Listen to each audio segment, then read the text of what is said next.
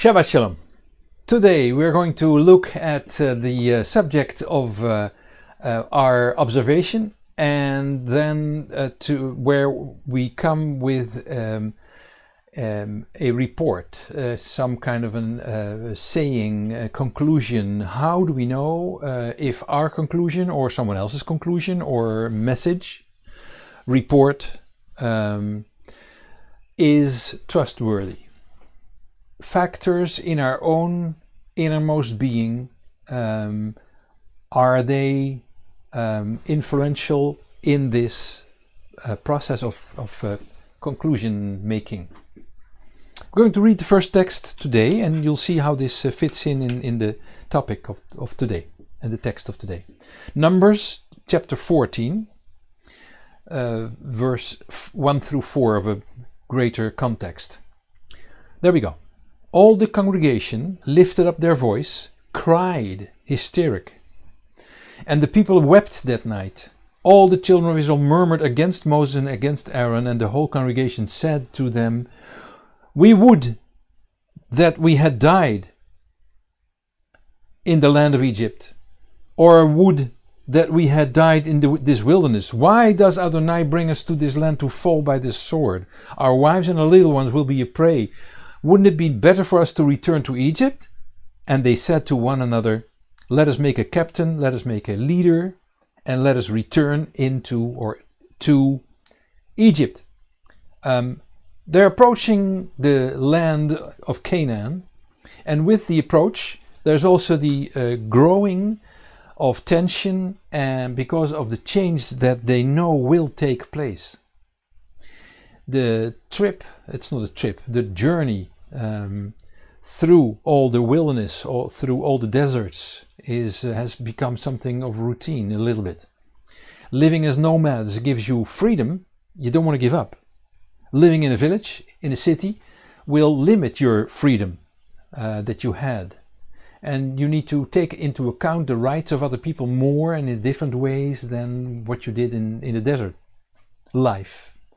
Your freedom of moving is limited. You're sharing the sewer system with other people. You're sharing the water pump system with other people. The common goal of Israel is to survive in the deserts, created a unity that is threatened and is at the verge of disappearing. And the voice of the Lord seems like it sounds louder and clearer in the desert than in village and city. And even when they have to cross this border with Canaan, God's voice is already softer, it looks like. What is going on with all this, and why do we experience things? It is because we have our judging system and our system of how we experience things in our being, and with that we judge.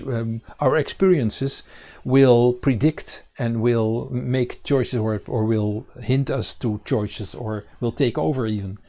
And factors like gladness and being happy and at ease and peace within yourself, or bitterness and disappointment, will have a different impact on what we think, how we view things, how we observe. They are like strings in a stringed instrument that begin to sing with music that is in the same tone and tune as the strings are in our innermost being. So the filters we build in ourselves in the way we go through and sort through and work through experiences, or don't, those filters will be the factors in how we see life, how we experience life, and what how we judge what we see, and how we judge ourselves and how we judge people. So our homework, to make it short, but it won't stay there, is to see what filters we have. It looks like we are able to block or allow information that comes our way. It was perhaps not the desert with God's voice that made us receptive, but our fear of dying and the urge to survive. Those are different factors. And don't ever judge Israel for what they did then, because those factors and this whole dynamic is still present in our lives as well. So interesting to see these things and to look at these things and to compare it with our own lives. Compare it with churches and synagogues filled with people, filled in times of war and Christmas and Pesach. This way, if we think of it, we block our own development, our own development of our own growth in faith, shall we say. That became visible when it was evident that Moses was not allowed to enter the promised land. He raged against the people when he was angry at his own friends, at the moment that he was asked to provide water. And of course he knew that it was God who was behind the action, and yet he became angry and hit the rock and shouted at them and didn't give God the honor of the water production out of the rock, but only himself. Do we have to do this? So also when we get angry, our true I, our true self, presents itself. Look at yourself when you're angry and shake hands and say, "Ooh, good to know you. Who are you?" This is how all of the generation of Israel that was at the verge of entering the promised land wasn't allowed to enter. Chose to listen to evil messages of 10 spies more than the voice of the Lord, more than the voice of 2 of their companions when they were reconnaissancing, how do you call it? Doing reconnaissance in the land that they were about to enter. So except a few exceptions who were allowed to enter the land. The only ones who were allowed to enter the land, the promised land, were Yehoshua. Name was changed from Hosea to Yehoshua because of the way that it's a Mideastern thing, a Mideastern habit to give somebody a nickname. Nothing special about it, but it is because it's a sign of respect and of friendship. And so Moses gave him this name because Moses recognized in this young man God being a strong factor in his life, the life of Joshua. And Kalev, meaning dog, a faithful animal when it's domesticized. And the children also. We can read this in Numbers chapter 14, verse 29 through 31. Let's do it. Your dead bodies shall fall in this wilderness, and all who were numbered of you, according to your whole number, from 20 years up and upwards, who have murmured against me. Surely you shall not come into the land concerning which I swore that I would make you dwell therein, says God, except Caleb the son of Jephunneh and Joshua the son of Nun. But your little ones, your children, that you said should be a prey, them I will bring in. They're not a prey. I will protect them. I could have protected you, but you didn't want to. And they shall know the land which you have rejected. Not funny. And this is how it goes. Then and now. In the bronze time then, and in the time in which we live. Parents make the decisions, good ones, bad ones, and children get the opportunity by the Lord to make their own decisions, their own choices. What happened in this situation? 12 guys, revered leaders of the people of Israel, are asked to go and do reconnaissance in the promised land.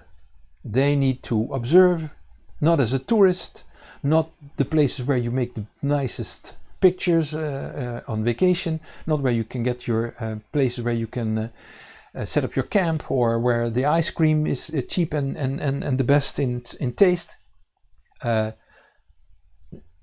And what was especially not asked of them, and this is very important, was to see if it was a good idea to enter the promised land.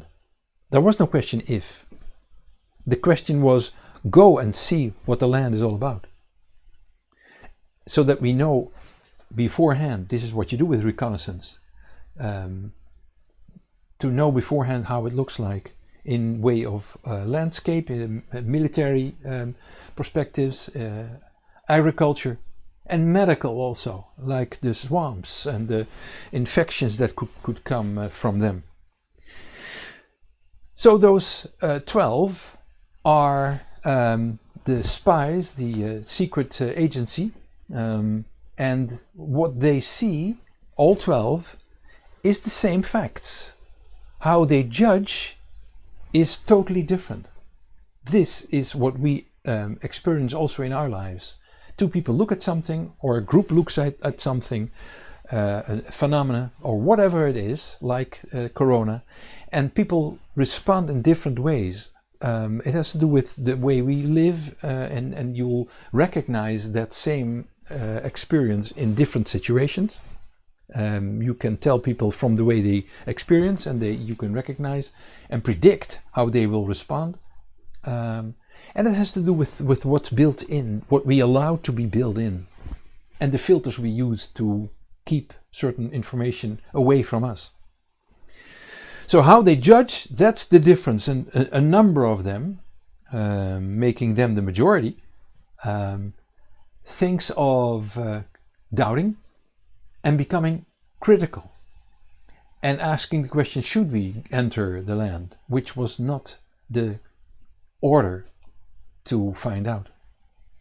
Very important to know, because one of the things we find out in this study is that once a question is asked or a command is given, you should keep that command and always think, what was the original question again? Some people will respond to this and say, but you are allowed to doubt. That's a human thing. Sure it is. And you can be critical. You should be critical, of course. But when you're designated to execute an order, then it's not, and it is not, see if it's safe for us to enter this area, then don't make it into that question for your own sake. To cover your fear and to cover your wackiness.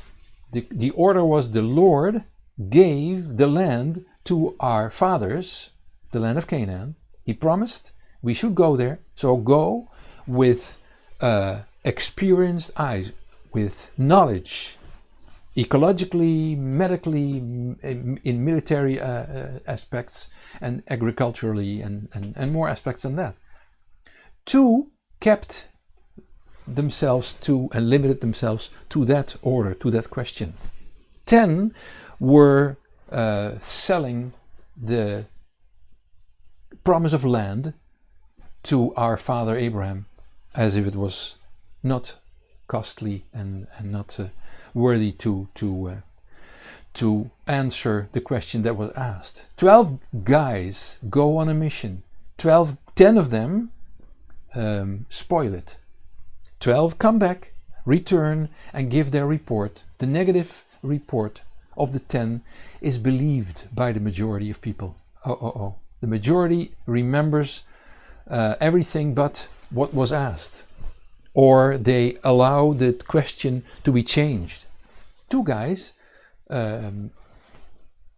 are accountable and answer the question that was asked of them. And they are different in their report than what the majority is allowing to hear. That's interesting. It's the majority that will determine what they want to hear in terms of a report. They want to fear, they want to be hysterical, they want to wail the whole night. The minority is right, but not believed. And facts, no, it's not only facts that people are acting upon. It's also the negative 10 use next to facts also lies. There are two lies that they bring into publication so that they are manipulating the crowd, and the crowd doesn't realize that they are being manipulated. So they spreading lies, fake news, in order that their choice of the 10 will be supported. That is called manipulation, populism of the people, influencing, impacting the population in order to come to a decision that was already made beforehand. The crowd allows itself to become angry.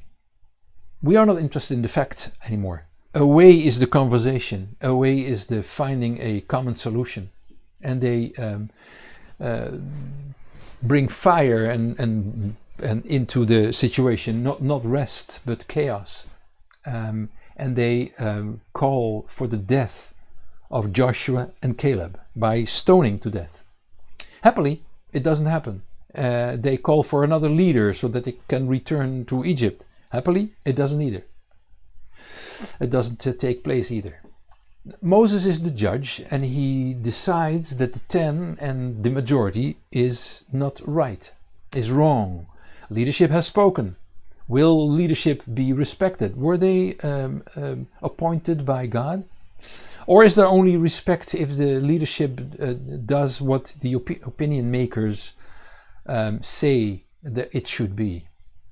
And only when they agree. I once heard somebody say, I'm obedient, I'm a follower, as long as I agree. It sounds very humanistic, it sounds very logical, but what is leadership for if people only obey when they agree? If you are an army, you form an army and you are defending your case. And people say, I will do what you say, Mr. Commander, as long as I agree with you, no problem, let's talk about it. That's not the way to go to war. And where's God in this picture? Another question. Who of the 10 people bows for the leadership and says, you were right, we were wrong? Who of them dares to admit that he was wrong? That's a known problem. You don't want to admit your mistakes, and you make a smokescreen so that the whole beginning and the origin of the problem is made invisible. Another problem that has to do with this is you cause something to happen, there comes a response, you reject the response, and you forget that you caused that response yourself. Another problem is, that has to do with it also, you do something, you hear the response that you are wrong, you don't like that, you don't accept this judgment, you become angry, and you're going to take revenge with means that you judge the other person for, or the other group for. Why didn't they admit their mistake? Why did they ask for forgiveness so that the majority would think, yes, you're right? Why did Mr. Trump not admit that he incited the group that stormed the Capitol, so that the division, the big vast division in America could be extinguished? It started with Adam and Eve. They made mistakes and they could have admitted the mistakes and they never did. They could have asked for forgiveness and they never did. Why is it that the 10 did not admit their mistake when they realized that Moses wasn't agreeing with them, and they realized, oh yes, we came to a new order that we gave ourselves to ourselves, but he asked something else. Read Numbers 14 verse 5. Then Moses and Aaron fell on their faces before all the assembly of the congregation of the children of Israel. In other words, they showed that God was in the picture. The 10 did not. They didn't talk about God. They were only talking about the military aspects, and we're going to lose this and stuff like that. Also, the falling on the face didn't work in the 10 people. Their heart was hardened. So, how is it possible? We need to ask ourselves the question, how is it possible, and not only with Joshua and Caleb, but also in our days, how is it possible that when Joshua and Caleb tell the good news and that God is really doing his thing, and if he wants to, we will get there and we'll find out and it will be okay, we'll have success, how is it that the whole community is calling for them to be stoned to death? What is changed in the people? The people, some of them, most of them, have seen the miracles that caused Israel to leave the evil country of Egypt at the time. Look at Numbers 14, verse 7 through 9, where these guys are saying their thing. They spoke to all the congregation of the children of Israel, Joshua and Caleb, and they said, "The land which we passed through to spy it out is an exceedingly good land. If Adonai delights in us, then he will bring us into this land and give it to us, a land which flows with milk and honey. Only don't rebel against Adonai, neither fear the people of the land, for they are bread for us. Their defense is removed from over them, and Adonai is with us. Don't fear them." Try that now. Try that in our days. Adonai is don't rebel against Adonai. When you say that in terms of Corona, when people have their response to that, it's not easy to apply this in our lives. But you see the problem? People can go with a certain conclusion, and the other group says, "How is it possible that we are so divided?" So Caleb, the Hebrew name Caleb, was part of the minority. Perhaps in the eyes of his enemies, he looked like a young guy who was irresponsible, perhaps without knowledge, and perhaps they saw him as naive. How is it possible that bad news has more bearing power than good news? How is it possible that spreading fear gets fed in the souls of people? How is it possible that gossip travels faster than integrity? Only a plane that breaks through the sound barrier travels faster than that. How is it possible, all these things? How is it possible that people like Joshua are always in minority?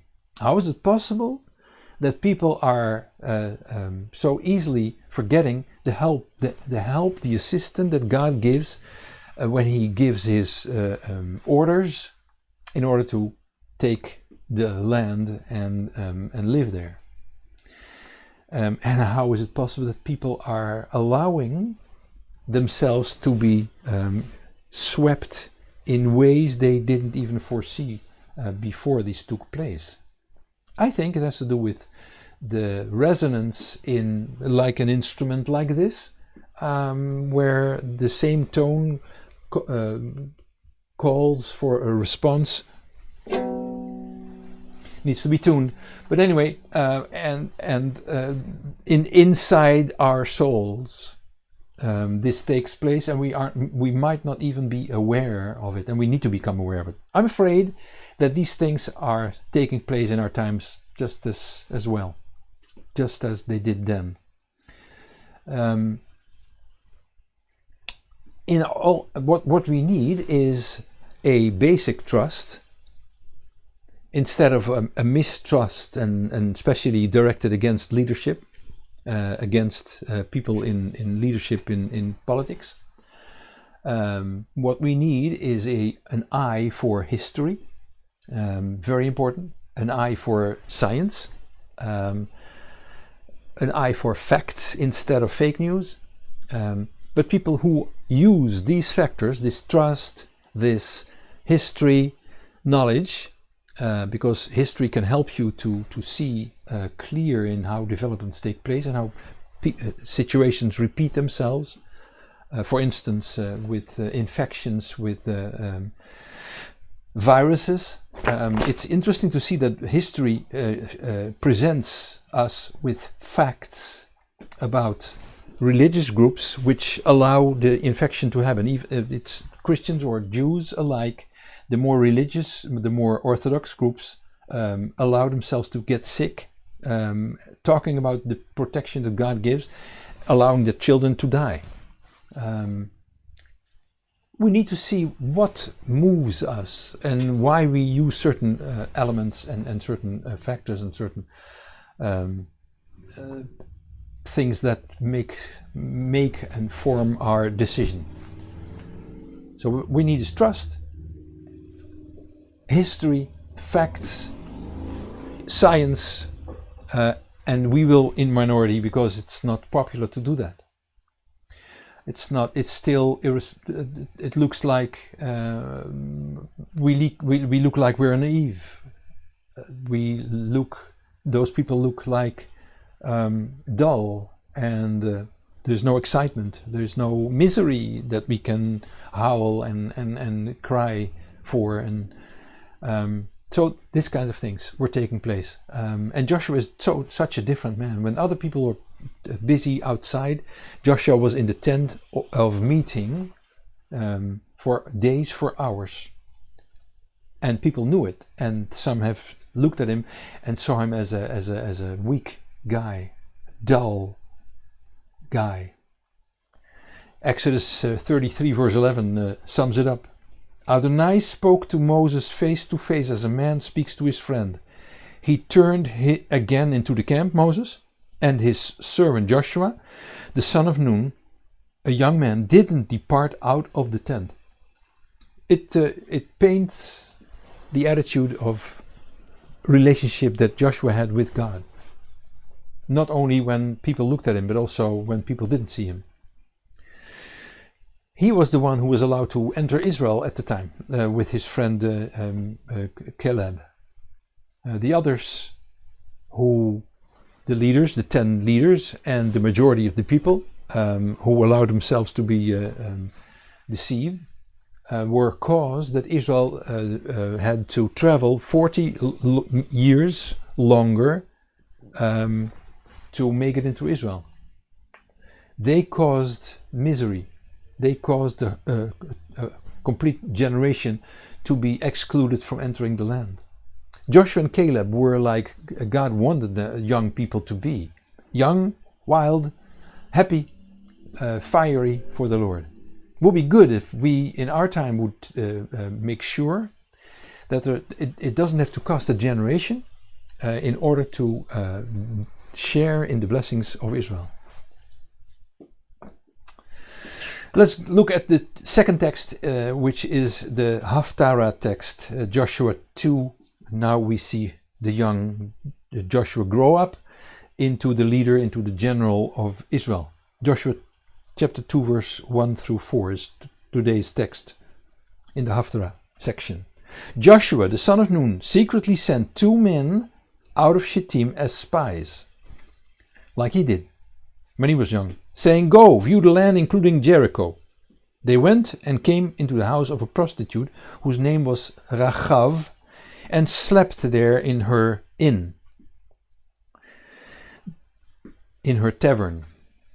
The king of Jericho was told, "Behold, we've seen that man of the children of Israel came in here tonight to spy out the land." The king of Jericho sent to Rachav a messenger saying, "Bring out the men who have come to you, who have entered into your house, for they have come to spy out all the land." The woman took the 2 men, hid them.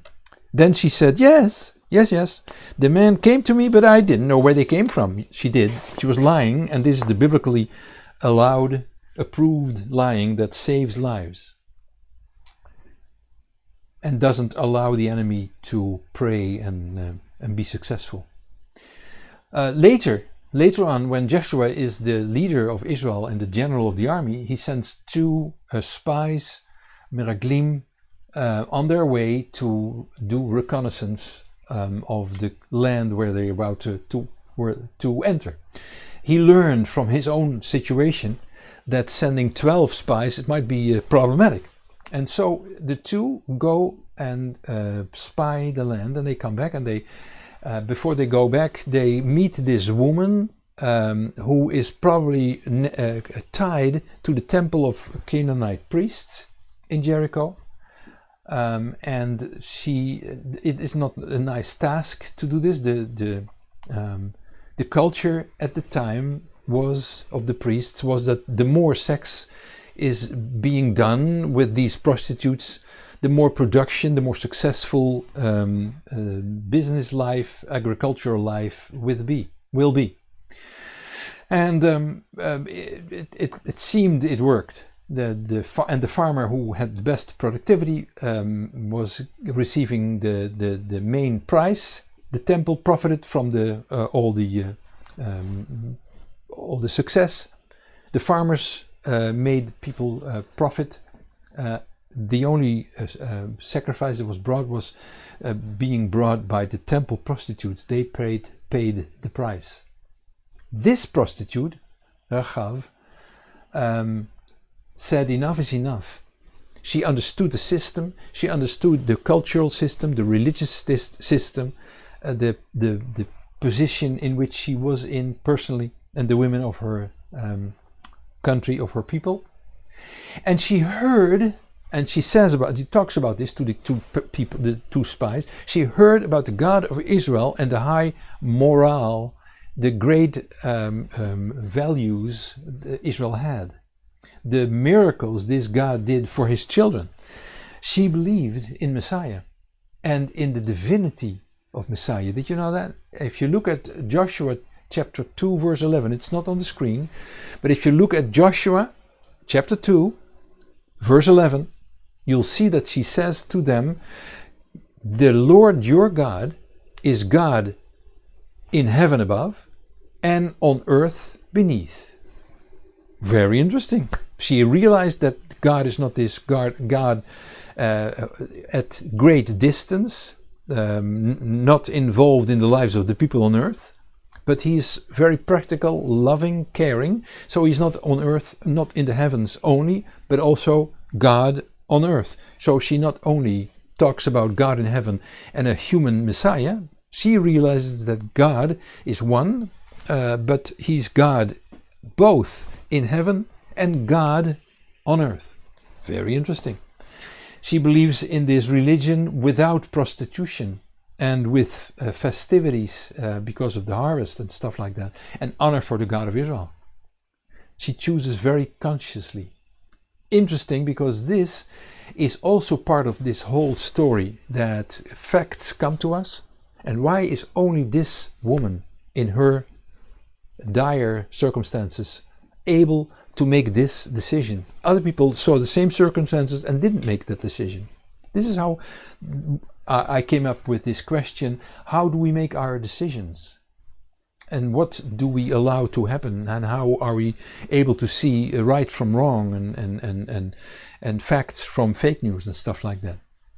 So when the spies came to her, she was ready to make the change in her life.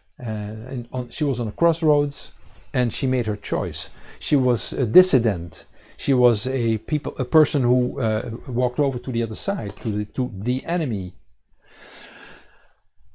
Then and now, still taking place. And she thinks of lies.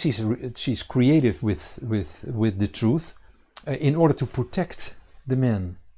This happened in wars. This happens in the Bible more often, and it's very good that it takes place. The Bible doesn't punish people for that at all. And on the contrary, they are rewarded for it. Read the verses 4 and 5 again and see what she answers on the question of the military police of Jericho coming to her place. Let's read it. The woman took the two men, she hid them. Then she said, yes, Mr. Police, these men have come to me, but I didn't know where they came from. It happened about the time of the shutting of the gate when it was dark, that the man left again. They're in her house hiding, but she says they left again. And where the men went, I have no idea. Pursue them quickly, you'll find them. And then she asks these spies to make a very solemn promise. Save me, please save me and save my family, because we are in a very bad situation here. And moreover, you guys will come and take over this whole place. We know this because we've heard of all these successes that you have experienced. We want to be part of the success, so we are part of you. So in verse 17 you see that she shares this with her family, and the guys from the Israeli army see this, and they they share with each other that she will have a red piece of rope that will hang out of a window, and all of the family will be in the house when the Israeli army will come to take over Jericho. So the guys take their responsibility for who will be in the house of Rachav to take shelter. And in verse 19 you see this interesting sentence that they say, their blood will be on our head, which is a way of protecting the men. Their blood is on our head, which is an interesting sentence because you find it also in Matthew chapter 27 verse 25, where Israel is talking about this, about Messiah, Yeshua. It's not an anti-Semitic sentence, it's a sentence where the Israeli population says, we want to protect him. They were not allowed to, because the Romans were the killers, but the Israeli population said, his blood comes on our head. In other words, we will take responsibility that he will be safe if it is up to us. 10 main leaders of Israel were lacking in faith and trust, very important factors in making up our mind and making decisions and conclusions. 10 leaders missed what Rachav had, faith and trust. The temple prostitute, Rachav, the non-Jewish woman, she had it, what they were lacking. This made such an impression, this woman, on the later Messianic Jewish believers, that both Matthew and James talk about her with great respect. Let's read in the I didn't have a text about in Matthew, but I have a text in Hebrew, Hebrews 11 verse 31. Let's read it. By trusting faith, Rachav, the prostitute, which is an honor to say that, this description of Rachav is not to judge her, but to speak of respect, out of respect about her, that this woman in her position made this wonderful God-given conclusion and decision in her life. By trusting faith, Rachav the prostitute did not perish with those who were disobedient.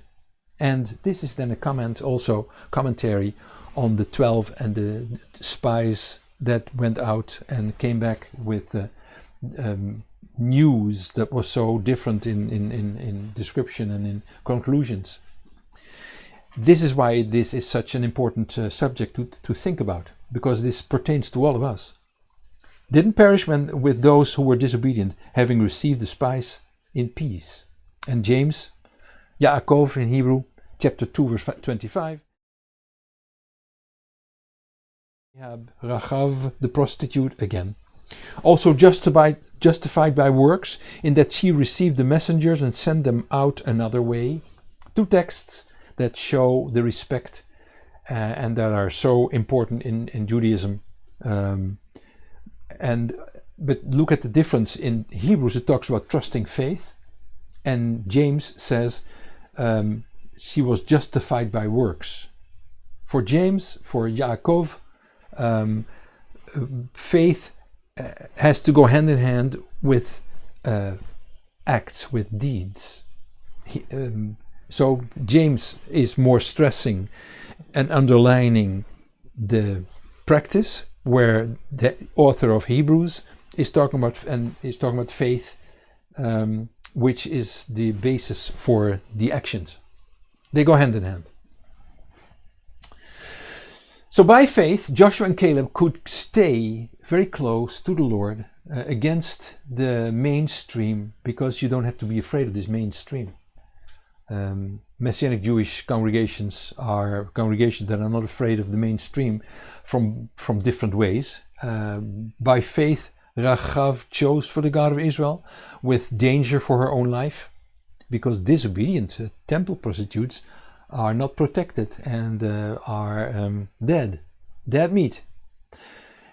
So how much trust do we have? How much trust in our walk in life from our birth to the end of our lives? How much trust are we building up in our lives? How much room do we give to God in times also when we get angry? Is God still there? When we say things that we shouldn't say, where's God? And are we allowing ourselves to say, I'm sorry God, please forgive me? Or what are we doing with all this? Because it's ultimately, this is about our relationship with God. The third text is in the Berit Chadashah in the New Testament, in Hebrews 12 verses 11 through 15. Let's read it.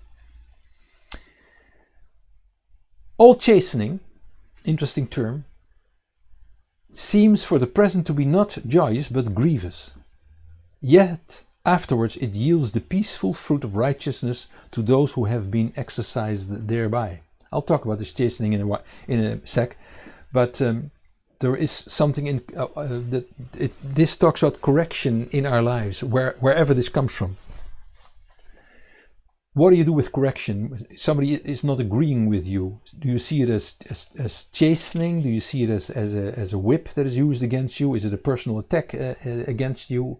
Or is it that somebody doesn't agree with you, and how do you deal with that? Verse 12, therefore lift up the hands that hang down and the feeble knees, and make straight paths for your feet. This straight paths you need to see as a path not to make it easy, but straight in the sense of even, and instead of going like this, where this is a symbol for those fears and disappointments and bitterness that are determining our outlook in life and our decision making. Make straight paths for your feet so that which is lame may not be dislocated, but rather be healed. He talks about it. This author says there are lame things in your soul. They make you dislocated and you come with dislocated conclusions. Find healing and your decision-making process will change.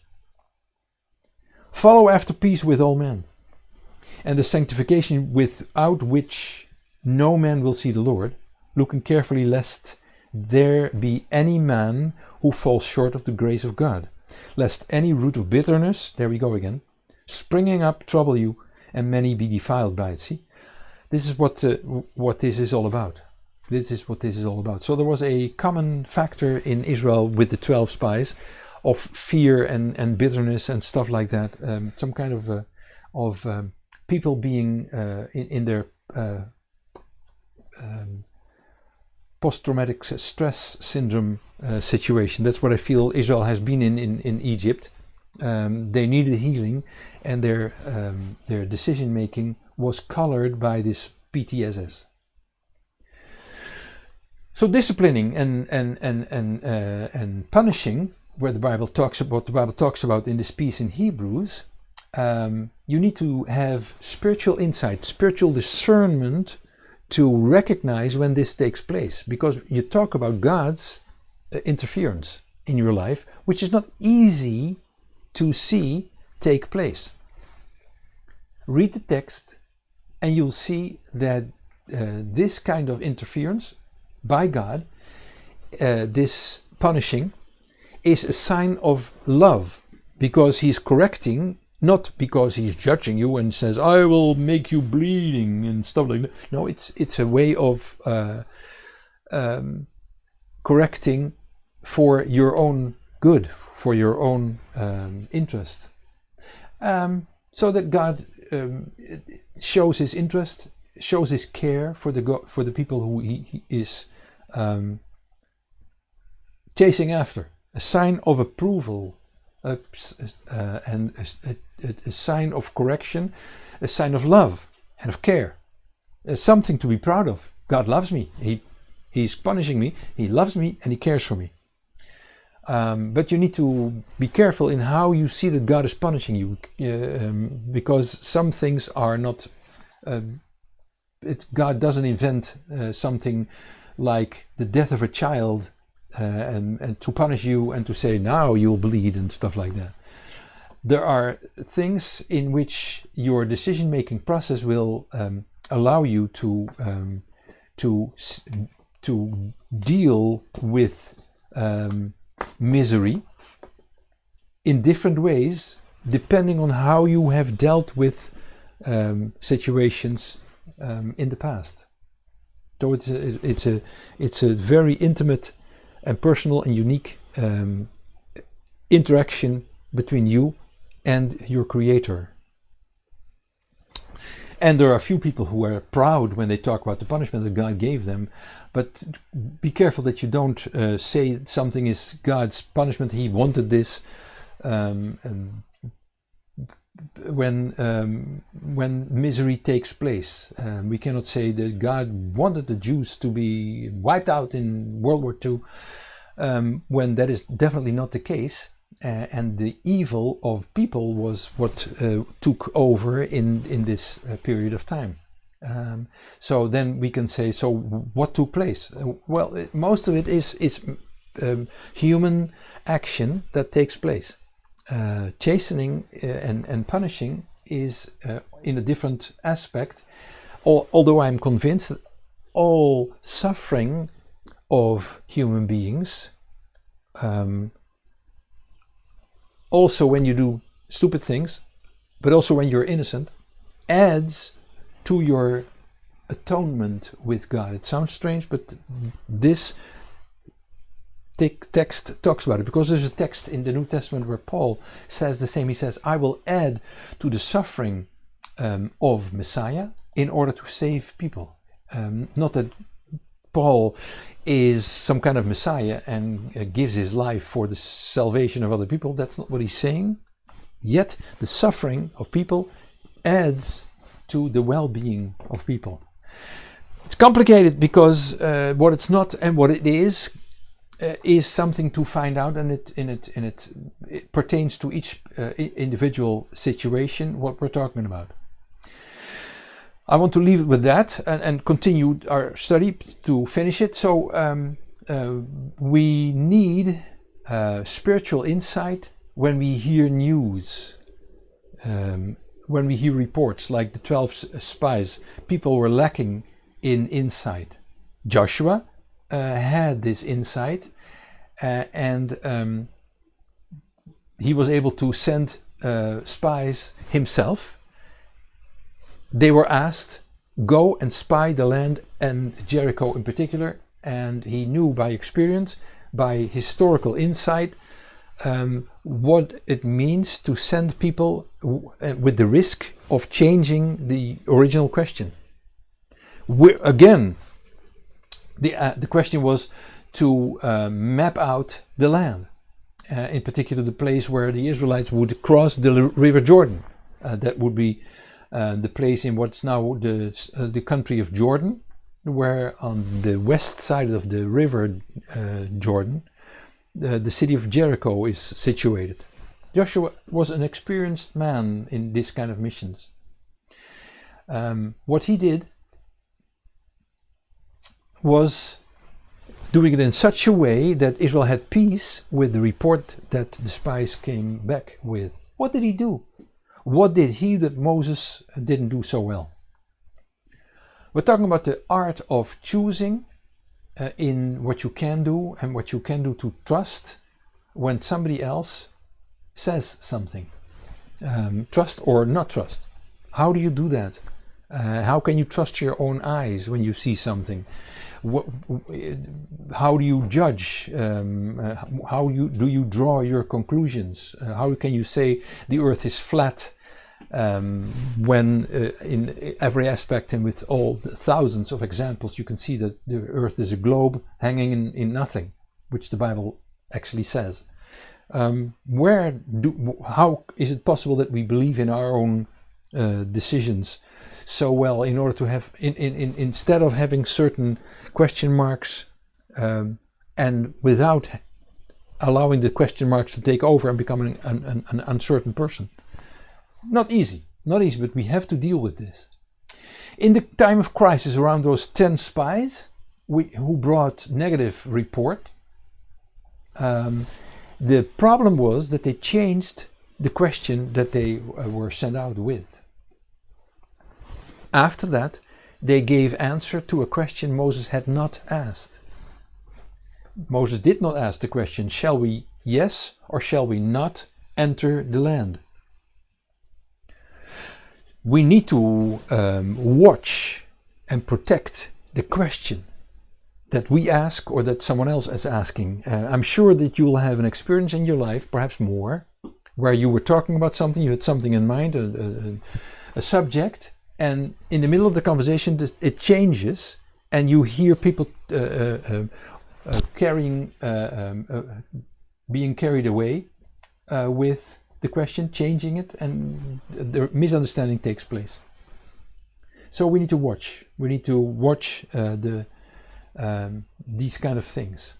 People are prone to change the original. And we need to also watch the reasons why we get angry. Angry, aggression, plans to murder, especially in not only then, you can read it in the text, but also now in our times of Corona, where a virologist says something and people don't like it, and they say, I'm going to kill you for that. Why? Gossip, negative talk, and stuff like that. In our times, there's also the deception, false, fake news on internet and stuff like that. But also making facts disappear, history disappear. An example in our time I want to share with you. Memorial Day on May 31 is the day in America on which men and women are being remembered who died while they were being in service in the American Army. And on that day, just a week ago, ex-Lieutenant Colonel Bernard Kempter, 77 years old, young, I mean, spoke on that Memorial Day. And he talked about history, and he talked about the way the day came about.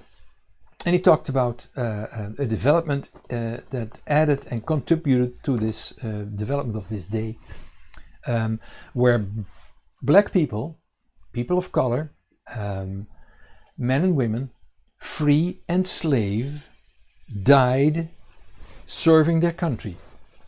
While he was talking about this, soon enough, his microphone was muted when he talked about history, facts, and they did not want to hear it. The organizers, the organization who had asked him to speak, said later on, this is not relevant for the program of that day. Bad. Facts are facts. Are you afraid? Yes, you are. You can see this, it's on the screen right now, where you can see https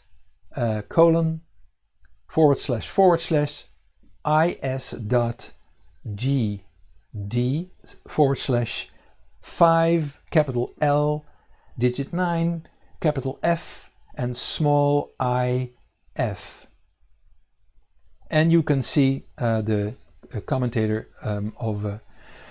reporter of CNN introducing shortly the Lieutenant Colonel and then you see him talking. He continues to talk because he doesn't realize what's going on. He asks the guy behind the mic to do something about it. Continues. He thinks it's some kind of an electrical shortage or something. So he continues to talk. He doesn't know till afterwards what's going on.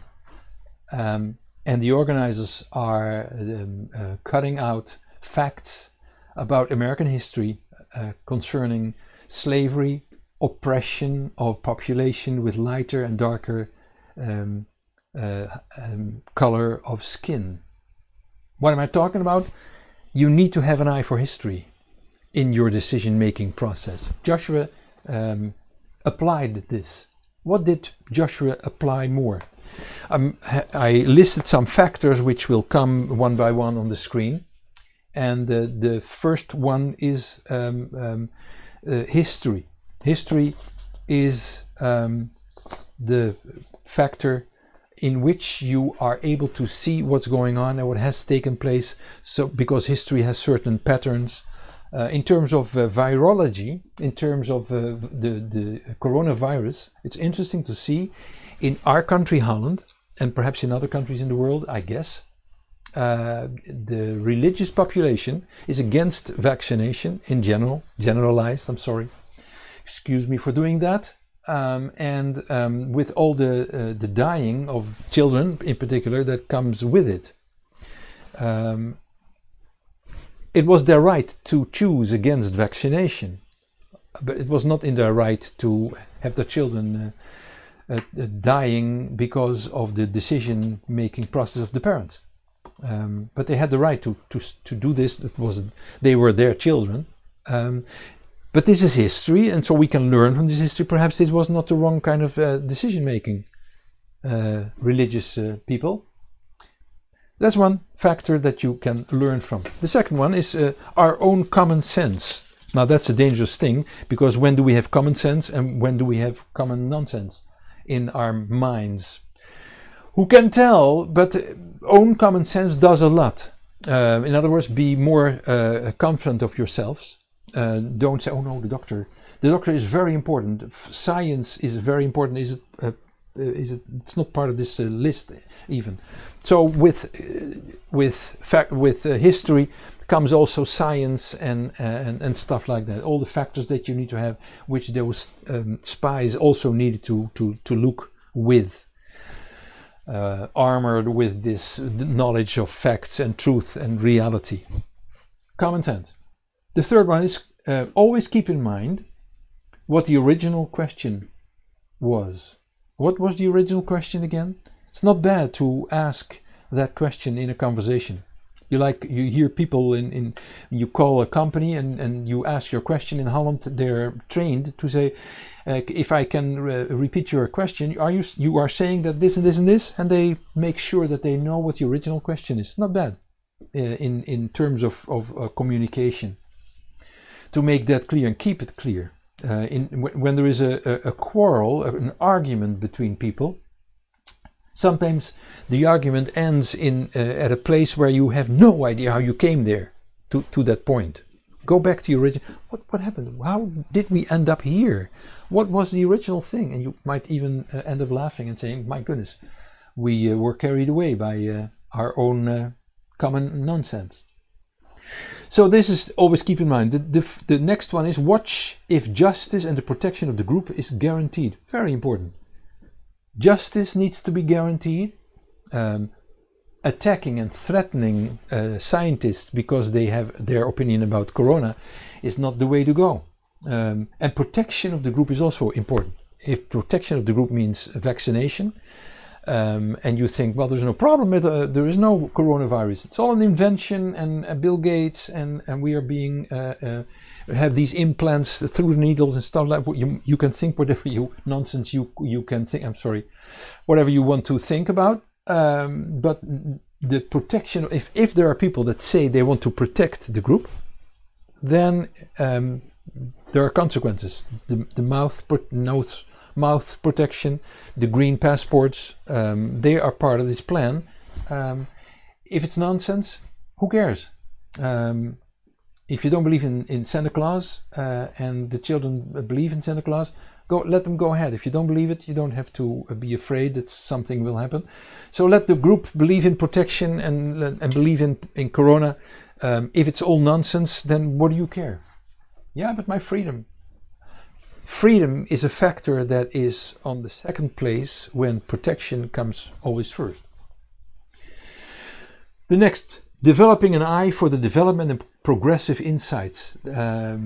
Voortschrijdend inzicht, we say in Dutch, which means that there is a way to look at things with a certain peace and quiet and an eye for the process. What is in such a way now can be different at a certain time later. So don't say no to something when the possibility of growth is present. Existential, and also these are all factors in that make up our decision-making mind, our decision-making process. They're building that existential right of Israel to exist, and all consequential results, like all the measures that need to take place, self-defense of Israel. Is also part of it, but you can also see instead of or next to existential right of Israel, the existential right of the black people in America. For instance, the existential right of the poor people in India who need to be protected against the people who can take advantage of them. There's a lot of right of existence of minorities who need to be protected. That's a part of it in the decision-taking process. Respecting the right of the other for having a different opinion with its consequences. Respect the right. Don't slam his head. Listen, talk, have your own situation, but let the leaders, who the Bible says are in their place because God wanted it so. Even bad emperors in Rome have been there, and Peter says, honor the emperor. Says, respect each other more than you do now. Next one, search whether there is something you are afraid of in your own innermost being, and whether anxiety determines your opinion and actions. Difficult question, but talk about it. Talk about it with your shrink, but do something about this in order to find out what is perhaps blocking in your intake and reception of truth and facts. Ask the Lord to make visible your filters. That's the next one, and then have an ear for leadership when established by the Lord, and an ear for minority. Last one, ask yourself whether your Messiah will approve of your choice. Think of Joshua, who spent hours and days in the tent of meeting. We have reached the time of the end of this study. All this is focusing on what's going on in all of us that makes us make decisions and come up with conclusions. Why are we divided? And why are we fighting against the people who are not agreeing with us? What is resonating? Which aggression in us? Which wounds are looking for revenge? Nothing to do with the situation at hand, but just being there waiting for an opportunity to come out and say, oh, this is my chance. I always told you this guy could not be trusted, and stuff like that. May God bless you and keep you healthy in this time of still receiving vaccinations. And to all of you, Shabbat Shalom.